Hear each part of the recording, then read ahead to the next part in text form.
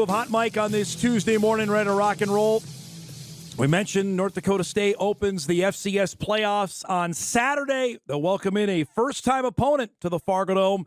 Abilene Christian will be coming here. The Wildcats, who knocked off Northern Arizona on Saturday in the opening round, they will be coming up here, members of the United Athletic Conference in football. That's a combination of the WAC and the ASUN, as they are in their 11th year of Division I eligibility and get their first trip to the Fargo Dome. Second trip to the state of North Dakota. They actually played UND a couple of years ago. The longtime voice of the Wildcats is Grant Boone, who joins us on this Tuesday morning. My colleague Mike McFeely and I were fawning over. We're both golf nerds, so this is super cool, the fact that you're giving us a few minutes today. How are you doing? Thanks for the time. Hey, Dom. Well, I'm just a regular nerd, so it's a pleasure to be with you. Give us, for Bison fans that are getting introduced to this program, know the success in the NAIA and the Division II level. What has Division I been like for ACU? Not great. We when we went Division I in 2013, some of you all have been around long enough to remember the transition from D2 to Division I, and there is that 4-year window when you can't go to the postseason. We might have threatened a couple of those early years when we still had a lot of our D2 guys. As you mentioned, in the Division II days, we went to the playoffs 7 straight years. We, had our 6 straight years and sent guys to the NFL every year. And we're one of the best programs in Division II. We were number 1 in the nation a couple of times. And then as those years go by and you lose the D2 guys and you've tried to recruit guys who knew they couldn't go to the postseason, and those years did not go well. We made a coaching change. We opened our on-campus stadium, which we had never had, not since the 40s. We barely call it a stadium back then, field. But now we have a stadium that's nice. It's on campus, and after playing for 50 years at the school district stadium, the Abilene School District Stadium, just a lot of excitement. But then the wins just didn't come. We came close a couple of times. We had, I think, twice we went into the final game of the season, Dom, with a chance to win and possibly get an at-large bid, and lost both of those games. And so for us to go to Tarleton State a couple of weeks ago, and in the penultimate game of the regular season, which was our last conference game of the year, and to beat Tarleton State at their place, rallying in the final 2 minutes with a 75-yard drive, scoring with 19 seconds to go to clinch a spot. That was exciting. We almost had a bit of a weird moment, and you've seen this in football through the years. How do you play if you know you don't have to win? Yeah. When we played Stephen F. Austin, who's now gone back to the Southland Conference, it was a non-conference game. You knew you were in the playoffs. We frankly got outplayed by a pretty good Stephen F. team. Maverick McIver, our star quarterback, player of the year, national player of the year candidate, got hurt.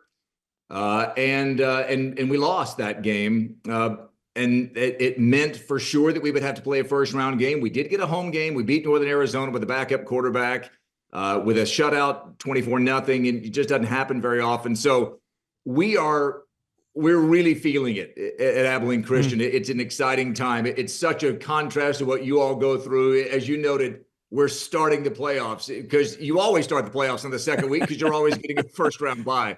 It's a very different place where these programs are, but it's exciting for us. I am interested, you being in Texas, and we were talking about this yesterday. There's 22 Division I football programs in the state of Texas. How tough is that to get guys to go to an Abilene when you've got such fierce competition right in your own backyard? Yeah, you're 2 hours and 15 minutes away from Texas Tech, which has had a really nice year. You're 2 hours away from TCU and a couple of Big 12 schools. You're 3 hours and 15 minutes away from the 40 acres in Austin, where they're really feeling it this year. It is hard. I will say this: there are no shortages. No, there's no shortage of good high school football in Texas. So the pool is very deep. And with the portal, and we've seen this across the FBS level, people keep saying, why isn't there a dominant team in FBS like years past? I think Nick Saban hit it on the head on game day a few weeks ago. He said our second string was better than a lot of other schools' first string. Now that second string leaves after the first year. So we've benefited from that on some level. You look at Maverick McIver, our quarterback, who is expected to return this week. He was a Texas Tech guy. Our leading receiver, Nehemiah Martinez, Texas Tech guy. Now, these guys weren't playing there. So what do? They go in somewhere where they can play, and here they are. How much did Coach Patterson's background at Texas Tech for each of those guys, Grant, open the door for them to come to Abilene? He is the reason. He got to watch those guys scheme them on the scout team. Both of those guys are West Texas guys anyway. Maverick, his dad was a quarterback on some great Texas teams back in the early 1980s. Rick McIver was a really good quarterback. They had a chance to win a national championship in the early 80s with him. They lost a tough Cotton Bowl game. But, Nehemiah Martinez is from Lubbock, which is 2 hours away. Maverick's from San Angelo. So there are a ton of, you all, I know, recruit heavily, in your neck of the woods, and there's so many great programs and players up there. It's no coincidence that FCS is dominated by that region of the country, but we recruit well down here to our neck of the woods, and there's great football all over the country, as we've seen. You mentioned the on-campus stadium. There's investment in FCS football that's so rare, in my opinion, when I've been around the country to see schools investing. Obviously, Abilene is. Can this be a team that eventually works its way as a contender in the top 10 every year? This is a topic of conversation we have every year. Yet to be seen. You'd love to sit here and say for sure. I will say this: when you get a sniff of it, it is exciting. I mean, we, in our second year of being eligible, second year after that 4-year window of transition to Division I, we made it to the NCAA basketball tournament. Yes, men's and women's. The men, we lost to Kentucky by 35, and it could have been 135, and we wouldn't have cared. But we went the next year as well, and we beat the University of Texas in the first round. And I'm telling you, getting a whiff of that it's intoxicating, as you all know from having had so much success up there. But I will readily admit that having called that Texas. That win over Texas in the NCAA tournament, and knowing what the NCAA men's basketball tournament means in terms of cachet nationally, I didn't think I would feel the way I feel now making the FCS playoffs, because you know that it's not the highest level as opposed to the NCAA men's basketball tournament. I was wrong. We are fired up. Let's go. We can't. I mean, just to even be talking to you, to have another week to keep playing, to have a backup quarterback come in and win, and to pitch a shutout against a team that had won 5 in a row and is in the same conference as the number 1 overall seed Montana State, though they didn't play them this year, to be fair. It's just fun. And then to walk into the belly of the beast this week, I mean, North Dakota State is the absolute, green and gold standard, for FCS football. I know it's yellow technically, but it's all right. We call it gold anyway. Work with me here. So it's just so fun, and we'll see. I do think we've got the kind of support. We've got a president who is the reason we went Division I. He is a passionate sports fan. Believes in athletics as, believes that athletics can be the front porch to a university. Think about how many people know about North Dakota State as a university and the amazing work that's happening in classrooms there and that campus community because of the football team. That's ideally, I think, what college athletics is supposed to be. It's not that gilded level that where billions are being negotiated. It's closer to where we are right now. Maverick McIver, you mentioned, he's going to play. Just what, for Bison fans to get to see him, Grant, what kind of player is he? What makes him so special as a quarterback? First of all, the name. I mean, it's a great name. You're right. When you grow up in West Texas, your name is Maverick McIver. I mean, my gosh, it's like it seems predestined that you're going to be a West Texas quarterback. Maverick did not play at all his senior year of high school because of an injury. Then went to Texas Tech during the COVID period.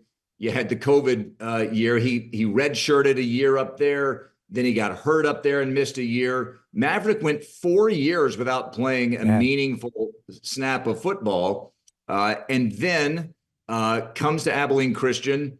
And in his third season, he's on his third different offensive coordinator. And this one with Rick Bowie, who had been at Valdosta State and kind of runs a version of the air raid that really it is unique in that it accentuates the run more than a lot of air raid systems do.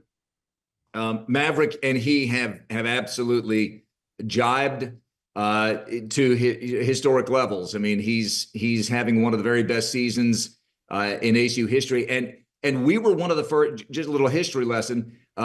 In the Southwest, everyone ran the wishbone or some version of it forever, even up through the 70s and 80s. We were one of the very first teams to throw the ball all over the yard, starting in the late 1960s.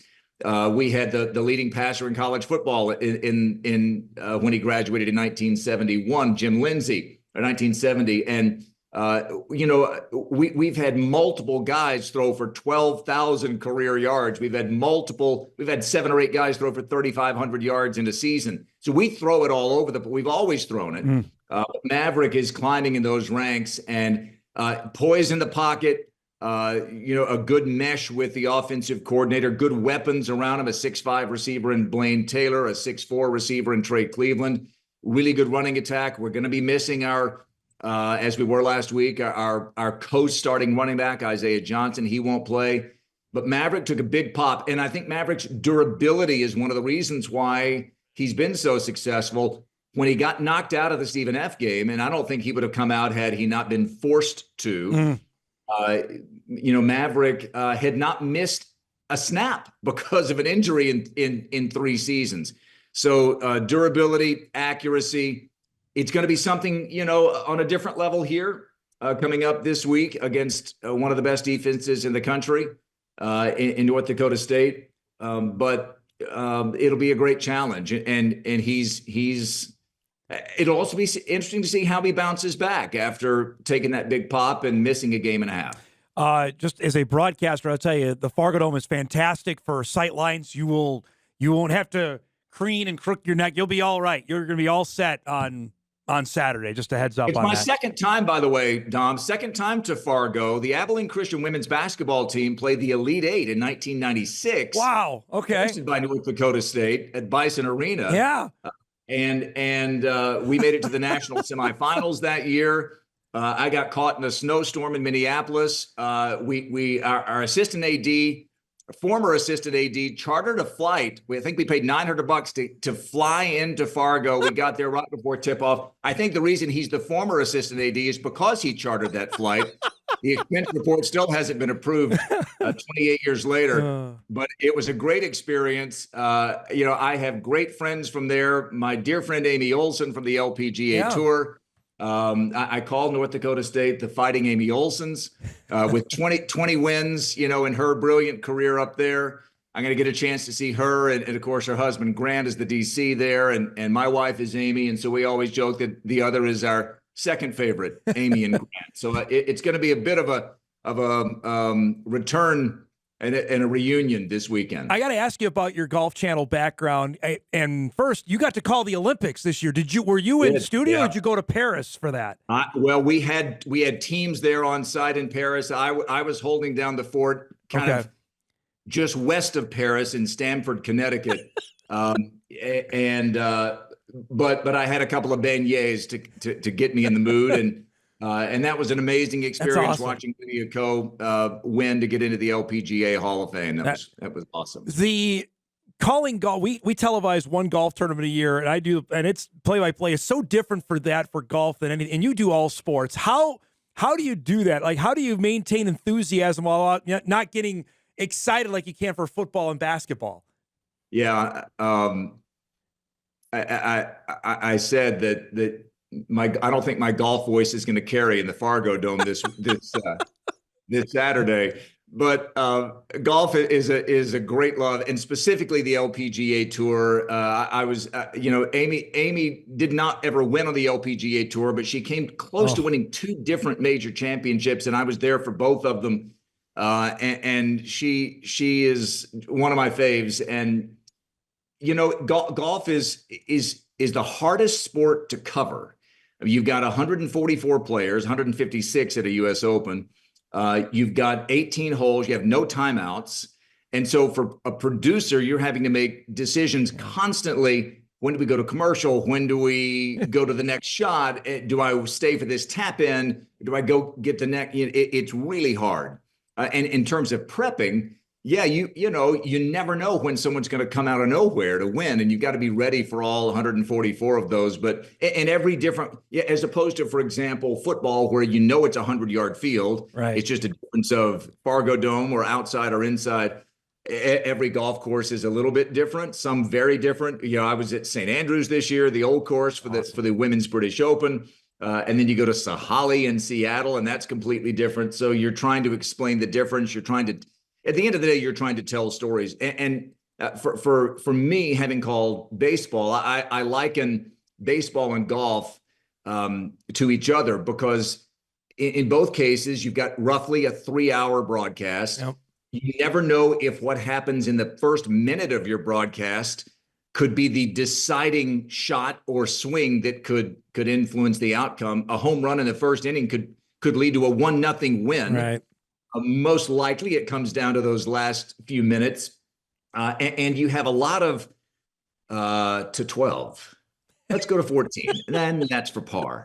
Just like you do, that's ball 3. Yep. Foul tip. Yep. So you got a lot of, but then all of a sudden you never know when a great moment is going to happen. You always have to be ready. And for me, I try to let the moment come to me. I don't want to fake the excitement. I don't think that's not who I want to be.